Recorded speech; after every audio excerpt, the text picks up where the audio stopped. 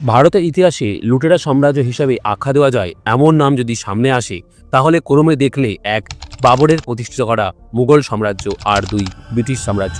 প্রাচীনকাল থেকেই বিভিন্ন বিদেশি হানাদার শক্তি ভারতকে তাদের নিজস্ব স্বার্থে ব্যবহার করেছে।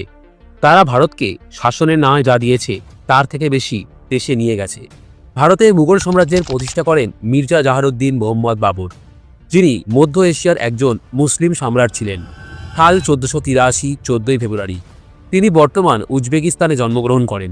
তিনি পিতার দিক থেকে তৈমুর নামের ষষ্ঠ বংশধর ছিলেন, আর মাতার দিক থেকে নির্মম রক্তপিপাসু চেঙ্গিস খানের বংশধর ছিলেন। পিতা মাতা কোনো দিক থেকেই তিনি ভারতের বংশোদ্ভূত ছিলেন না। বাবর 12 বছর বয়সে নিজের দেশের গোষ্ঠী উজবেক ও মঙ্গোলদের চাপে নিজের দেশ উজবেকিস্তানের ফারগানা ছেড়ে পালাতে বাধ্য হন এবং কাবুলে আশ্রয় নেন, এবং ছলে বলে কৌশলে 1526 সালে পানিপথের প্রথম যুদ্ধে বাবর ইব্রাহিম লোদিকে পরাস্ত করে ভারতে মুঘল সাম্রাজ্যের প্রতিষ্ঠা শুরু করেন।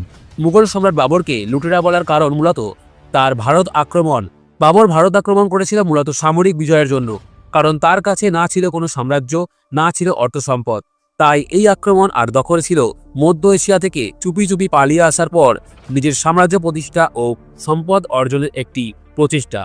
পানিপথের প্রথম যুদ্ধের পর তিনি ইব্রাহিম লোদির বিশাল ভাণ্ডার, যা মূল্যবান রত্ন, সোনা ও রূপো দিয়ে পূর্ণ ছিল, এর একটি বিরাট অংশ উজবেকিস্তানে ও কাবুলে বিজয়ের জন্য ও সাম্রাজ্য বাড়ানোর জন্য ব্যবহার করেন, যা তার আত্মজীবনীমূলক বই বাবরনামায় বর্ণনা করা হয়েছে। তার আক্রমণগুলো কেবল রাজনৈতিক ক্ষমতা দখলের জন্য ছিল না, বরং ভারতের ধনসম্পদ, সোনা রত্ন লুট করাও তার লক্ষ্য ছিল, একজন লুটেরার মতো।